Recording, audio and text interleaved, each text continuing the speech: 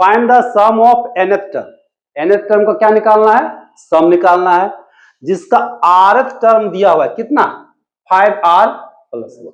अगर हम लोग थोड़ा सा इधर उधर सोचेंगे तो फंस जाओ, तो थोड़ा सा टेक्निक है। यहाँ पे दिया क्या है?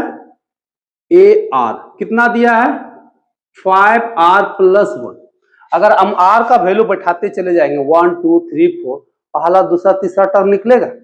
जब r इक्वल टू 1 पुट करेंगे तो क्या निकलेगा? फर्स्ट टर्म निकलेगा, तो कितना हो जाएगा? 6। जब r का वैल्यू 2 बैठाएंगे तो सेकेंड टर्म आएगा। सेकेंड टर्म कितना आ जाएगा? 11।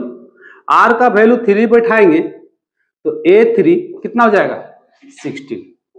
अब इसी तरह से अगर हम लोग an बैठाते हैं, सॉरी r का वैल्यू कितना बैठा दें? n, तो n टर्म कितना आ जाएगा? 5n plus 1। देखो n टर्म आ गया। हम लोग यहां से बात करेंगे, हियर a का वैल्यू कितना हो गया? 6 और d का वैल्यू कितना हो गया? 11 माइनस 6 इक्वल टू 5। अब यहां से हम लोग फॉर्मूला लिखेंगे किसका? Sum of nth term. क्या हो जाएगा? n by 2 a plus an last term. ठीक है, अब देखो n बाय 2, a का वैल्यू कितना है?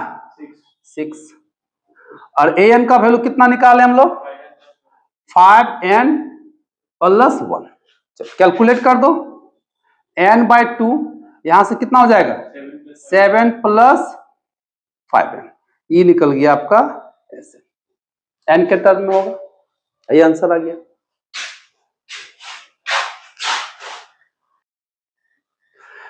देखो यह क्वेश्चन क्या लिखा है, ध्यान दोगे कि सम ऑफ n टर्म का sum, the sum of n term of 2 AP, 2 AP है, ठीक है, और दोनों का रेशियो दिया हुआ 1 2। तो हम लोग को क्या करना है कि इसका जो छठा टर्म होगा और दोनों इक्वल होगा, दोनों क्या होगा? इक्वल होगा। तो सबसे पहले हम लोग यहाँ पे काम करेंगे कि दोनों को first term M common ratio let कर लेना है। चलो मान लेते हैं कि लेट a1 एंड a2, ठीक है, are first term, d1 and d2 are common difference, are 2 APs, 2 AP का फर्स्ट टर्म हो गया कॉमन रेशियो। अब अगर हम लोग बात करेंगे दोनों का सम SN, दूसरा हो गया SN डैश, दोनों का रेशियो दिया हुआ है तो फॉर्मूला बैठाएंगे तो क्या हो जाएगा? n बाय 2 होगा, क्योंकि दोनों का क्या बोला है? nth टर्म का सम, तो दोनों का तो n बाय 2 ही लिखाएगा। यहां पे हो जाएगा एक का a1 plus n minus 1 into d1, नीचे इसका हो जाएगा n by 2 a2 plus n minus 1 d2। आपका यही n बाय 2 तो कटेगा है। Sn दोनों का वैल्यू दिया हुआ, पहला का कितना दिया है? 7n माइनस 5, तो उल्टा लिख दिए, 7n माइनस 5। सेकेंड में कितना है? 5n plus 70। चलिए इक्वल टू कितना हो गया? a1 plus n minus 1 d1, a2 plus n minus 1 d2। अब हम लोग को यहां पे काम करना है, क्या काम करना है कि दोनों का जो 6 टर्म होगा वह क्या होगा? इक्वल होगा। अब इसको छोड़ दो, ज्यादा कैलकुलेट करोगे तो फंसने का डर रहता है, तो ज्यादा काम नहीं करना है। अब हम लोग nth टर्म में आते हैं, तो an का फॉर्मूला कितना होता है? a plus n minus 1 into D, यही फॉर्मूला होता है। अब अगर हम यहां पे बैठाते हैं इसमें, तो nth टर्म होगा कि नहीं होगा? देखो तो पहला का nth टर्म का फॉर्मूला है, इस सेकंड वाला किसका है? सेकंड का nth टर्म है। तो इसके अकॉर्डिंग अगर हम लोग चलेंगे तो 7n minus 5 by 5n plus 17 equal to, इसके जगह पे हम लोग क्या लिखेंगे बताओ? an, और इसके जगह पे लिखेंगे an डैश।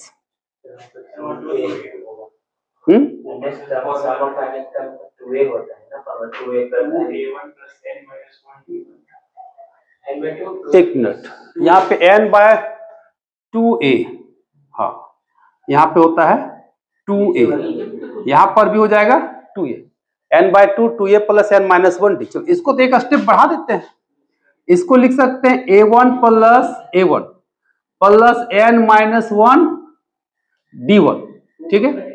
नीचे को लिख सकते हैं a2 प्लस n-1d2। अब जब an का फॉर्मूला के अकॉर्डिंग हम इसको कितना लिख सकते हैं, an इसको कितना लिख सकते हैं, सेकेंड एपी का nth टर्म, अब इतना नहीं लिखेंगे तो फिर यहां जुड़ जाएगा कितना, a1 प्लस an, ये जुड़ जाएगा a2 प्लस an डैश। हम लोग को क्या निकालना है, 6 टर्म, ठीक है। तो 6 टर्म निकालेंगे तो an का वैल्यू कितना लिखेंगे, 6 लिखेंगे, ठीक है। चलिए n का वैल्यू कितना पुट करेंगे, 6। तो जब 6 पुट करेंगे तो यह कितना हो जाएगा,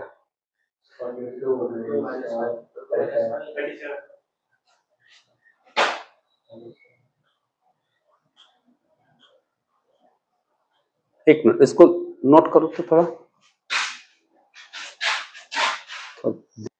देखो इसको मिटा दिए, यहां पे अब हम लोग इसको 2 से पहले डिवाइड करेंगे, क्यों, nth टर्म का फॉर्मूला कितना होता है, a प्लस n-1 इंटू 2, इसी फॉर्मेट में लाना।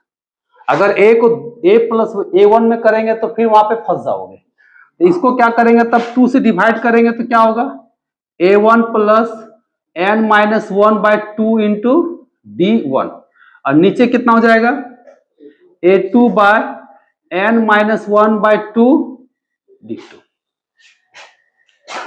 अब अगर कहता है कि यहां पे n-1/2, अगर इसको हम 6 टर्म मान लेते हैं, ये जो रेशियो आ गया Sn-5 5n प्लस 17, अगर यहाँ पे 6 टर्म होगा, थोड़ा सा ध्यान दो, 6 टर्म होगा तो इसका वैल्यू कितना होना चाहिए, 5।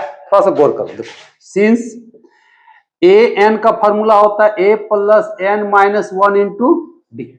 अब कहता है कि दोनों का इसका छठा टर्म, तो यहाँ पे लिखेंगे a6, a6 लिखेंगे तो a प्लस कितना हो जाएगा, 5d होगा, यानी कि d के कोफिशिएंट यहाँ पे कितना होना चाहिए, 5, यानी कि 5 होना चाहिए।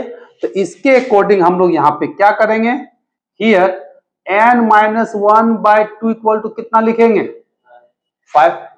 छठा टर्म में जब हम लोग बात करेंगे तो a प्लस 5d होगा, तो d का जो कोफिशिएंट यहाँ पे कितना होगा, 5 हो जाएगा। तो यहां से n का वैल्यू निकालेंगे तो कितना निकलेगा, 10, तो n इक्वल टू कितना हो गया, 11, ठीक है।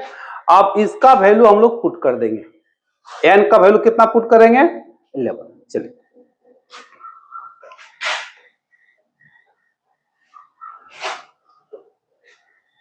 आगे बढ़ते हैं। तो यहां पे हम लोग का तो वैल्यू तो इक्वल हो जाएगा, क्योंकि दोनों को इक्वल है। जब छठा टर्म लेंगे तो छठा टर्म में क्या होगा, दोनों बराबर होगा, तो पूरा रिजल्ट क्या हो जाएगा, इक्वल हो जाएगा। तो n का वैल्यू कितना पुट करेंगे यहाँ पे, 11, तो 11 पुट करो तो कितना हो जाएगा, 77 माइनस 5, इधर कितना हो जाएगा, 55 प्लस 17, और इधर आपका हम लोग यहाँ पे पुट कर दिए थे कितना, 5, तो ये हो जाएगा आपका a1 प्लस 5d1, ये हो जाएगा a2 प्लस 5d2 होगा। इसको कैलकुलेट करो, इसको जब कैलकुलेट करेंगे तो कितना आएगा, 72/72, a1 plus 5d1 a2 plus 5d2, cut गया तो क्या बचा, 1, यानी कि a1 प्लस 5d1 और a2 प्लस 5d2 इधर से ले आओ, तो a2 plus 5d2 equal to a1 plus 5d1। फैन और मत करो रे। अब इसको हम लोग क्या लिखेंगे, a2 प्लस, देखो 6 माइनस 1 d2, ये हो गया a1 प्लस 6 माइनस d1, ये क्या छठा टर्म हुआ, ये भी छठा टर्म हुआ। तो देखो दोनों का 6 टर्म क्या हो गया, बराबर हो गया। तो इस कंसेप्ट से इसको हम बना सकते हैं। ठीक है, लिखो।